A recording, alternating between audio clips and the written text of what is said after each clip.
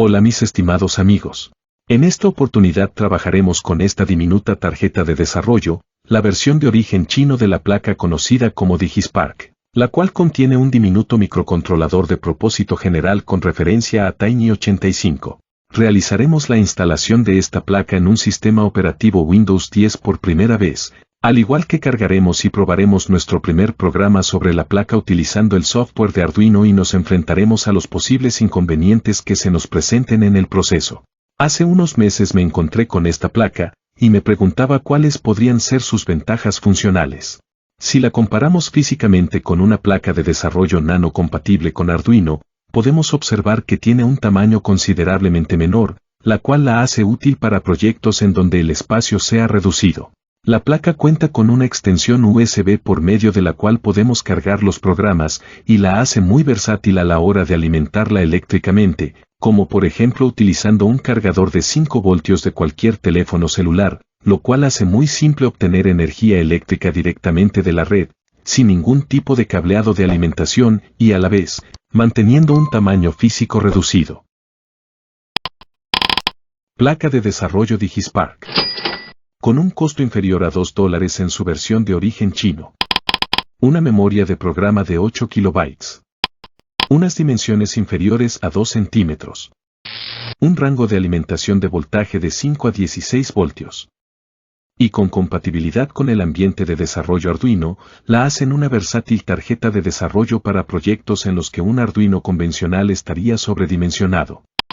Contiene 3 pines de alimentación. V-in para recibir energía de 6 a 16 voltios, GND como común lógico de la placa, y 5 voltios como salida de alimentación hacia elementos externos. 6 pines de entrada-salida, configurables por el usuario según el requerimiento, en donde encontramos 6 pines digitales, 6 pines con posibilidad de manejar interrupciones, 4 pines de conversión analógica a digital, 3 pines con modulación por ancho de pulso PWM, una interfaz de comunicación serial SPI, y una interfaz de comunicación I2C, ambas para comunicación digital de la placa con otros dispositivos. Y 2 pines USB, que se utilizan para recibir la carga del programa y que son utilizables por el usuario siempre y cuando no se encuentre un proceso de carga de programa activo. Tiene un LED incorporado en la placa. Cuenta con una extensión de la placa con un puerto USB para recibir la carga de los programas o para alimentarla eléctricamente con 5 voltios. Tiene un regulador de voltaje de 5 voltios que permite ampliar el rango de alimentación externa de la placa hasta 16 voltios. Cuenta con un diminuto microcontrolador a Tiny85 en donde se almacenan y se ejecutan los programas de usuario. Si observamos otras placas de desarrollo básicas de Arduino, veremos que todas tienen un elemento convertidor USB a serial, a través del cual se conecta la tarjeta al puerto USB del computador, y el sistema operativo reconoce estas placas a través de puertos lógicos COM. Si observamos la superficie de la placa DigiSpark, podemos darnos cuenta de que no cuenta con un convertidor USB a serial. La razón es que, en la memoria de programa del microcontrolador a Tiny85, hay cargado un pequeño programa conocido como bootloader o gestor de arranque, que corre una versión del programa de código abierto micronúcleos y que permite operar la placa DigiSpark como un dispositivo USB directamente, por lo que su instalación en el sistema operativo puede ser algo distinto a lo que normalmente hacemos con otras placas de desarrollo, y podría ser un poco confuso al inicio. Al conectar la placa al puerto USB de la computadora, este archivo de gestión de arranque, bootloader, se encuentra activo parpadeando rápidamente el LED sobre la placa, y a la espera de que se inicie una nueva carga de un programa por 5 segundos aproximadamente. Solo después de completar este tiempo, y si ningún proceso de carga es iniciado desde el computador, la placa ejecuta el código de usuario que tenga cargado en su memoria. Entonces vamos a su instalación en nuestro computador y a cargar nuestro primer programa. A través de una extensión USB conectada a mi computadora, conectaré la placa DigiSpark al puerto USB. Aproximadamente 5 segundos después de conectar la placa a nuestra computadora, nos aparece un mensaje del Windows que nos indica que el sistema operativo no reconoce la placa. En nuestra computadora, vamos al buscador, digitamos dispositivos y accedemos al administrador de dispositivos. En el administrador, si no encontramos ningún indicador de conexión de la placa Digispark aquí, vamos a la pestaña Ver. Y damos clic en Mostrar dispositivos ocultos. Luego desplegamos otros dispositivos, y acá encontramos un dispositivo desconocido, correspondiente a nuestra placa Digispark. Entonces vamos a instalar Digispark con unos simples pasos. Para ello abrimos el software de Arduino. Luego vamos a la pestaña Herramientas, vamos a Placa, y si no hemos instalado la placa Digispark con anterioridad podremos ver que no existen placas relacionadas. Entonces nos dirigimos a Archivo. Luego a Preferencias. Y en la ventana de Preferencias vamos al apartado URL adicionales de gestor de placas. Abrimos este apartado. Y damos clic en el enlace para listar las URL de tarjetas no oficiales de Arduino. Se nos desplegará una ventana del navegador de Internet ilustrando un listado de placas no oficiales organizadas en orden alfabético.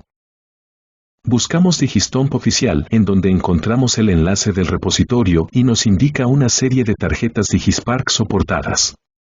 Copiamos la dirección del enlace. Y lo pegamos en esta ubicación separándolo con una coma de las URL que podamos tener en este espacio pegadas con anterioridad. Damos clic en Aceptar y luego Aceptar nuevamente. Abajo nos ilustra el proceso de descarga del paquete. Cuando este proceso termine, vamos a Herramientas. Vamos a Placa, y abrimos el gestor de placas. En la barra de búsqueda del gestor de placas digitamos Digispark, y nos aparece ya el paquete de Digistomp, relacionando las placas Digispark de nuestro interés. Damos clic en Instalar, y podemos ver en la salida del sistema el progreso de la instalación. De forma paralela a la instalación del paquete de tarjetas en nuestro software de Arduino, se nos despliega el asistente de instalación para el controlador de las placas Digispark, desde un editor comprobado por Windows, es decir Digistomp LLC, por lo que no tendremos inconvenientes con temas de seguridad por el firewall de Windows al momento de instalar. Seguimos las indicaciones del asistente hasta completar la instalación de los controladores. Damos clic en Finalizar. Una vez el proceso de instalación haya culminado, podemos desconectar la placa Digispark del puerto USB por unos segundos y conectarla nuevamente. En nuestro sistema operativo Windows, vamos al administrador de dispositivos. En el administrador, vamos a la pestaña Ver, y luego a Mostrar dispositivos ocultos, y ya podemos ver el controlador LabUSB Win32, y dentro de este vemos el bootloader de Digispark, indicando con esto que nuestro driver o controlador para la placa Digispark fue instalado correctamente, sin importar que en la parte inferior de nuestra pantalla el Windows nos indique que no reconoce el dispositivo. En nuestro software de Arduino, podemos ir a Herramientas, luego a Placa. Y ya podemos ver que hay un nuevo paquete de placas Digistomp que incluye una variedad de tarjetas Digispark. Entonces vamos a cargar nuestro primer programa a la placa. Para ello vamos a Archivo, Ejemplos, y abrimos el ejemplo básico Blink para colocar a parpadear un LED, un segundo encendido y un segundo apagado. En el nuevo ejemplo, vamos a Herramientas, luego a Placa, y seleccionamos la placa Digispark Default de 16.5 MHz. Como pueden observar, la opción de puerto en mi caso se encuentra desactivada, esto es, porque el sistema operativo no reconoce esta placa a través de ningún puerto COM, como lo detallamos en la explicación inicial del video, ya que utiliza el bootloader micronúcleos para programar, razón por la cual lo que esté configurado aquí no es relevante al momento de programar la placa Digispark. Luego modificamos el ejemplo para apuntar al LED incorporado en la placa Digispark, refiriéndonos al pin 1 en el código. Y antes de iniciar la carga de este programa en la placa, vamos a desconectar la placa del puerto USB de nuestra computadora. Y damos clic en el icono Cargar para iniciar la compilación del programa. En la salida del sistema nos aparece el mensaje, conecte el dispositivo ahora, dentro de los siguientes 60 segundos. Es en este momento, en que vamos a conectar la placa Digispark al puerto USB. Luego de conectarla, el proceso de carga finalizará indicándonos que está 100% completado. A partir de este momento, podremos ver el LED parpadeando de acuerdo con nuestro código, es decir, un segundo encendido y un segundo apagado, repitiéndose indefinidamente. Luego desconecté la placa Digispark del puerto USB de mi computadora. Y la conecté a un adaptador de celular de 5 voltios.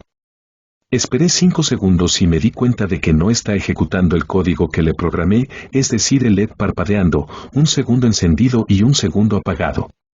Me pregunté entonces, ¿Pero qué pasó? ¿Se borró el programa de la placa? Conecté la placa nuevamente al puerto USB. Esperé 5 segundos. Y sí, está corriendo el código que le programé con el LED parpadeando cada segundo. Llegué a la conclusión entonces que mi código aún continúa en la placa y no se ha borrado, por lo que después de tanto pensar, me di cuenta de que al conectarla al adaptador de 5 voltios la placa se queda esperando por la carga de un programa de forma indefinida y no arranca la ejecución de mi código. Entonces decidí cubrir con un pedazo de cinta aislante los 2 pines centrales de la extensión USB de la placa, es decir, los pines de datos de ese puerto USB, y dejar expuestos solo los 2 pines de los extremos, es decir, los pines de alimentación 5 voltios y GND. Y de esta manera, conecté nuevamente la placa al adaptador de 5 voltios. Esperé 5 segundos. Y sí, esta vez, ejecutó el código que le programé con el LED parpadeando cada segundo. Estimados amigos, espero que este video les haya sido de mucha utilidad. Suscríbase al canal y de clic en la campanita para estar al tanto de nuevos contenidos publicados.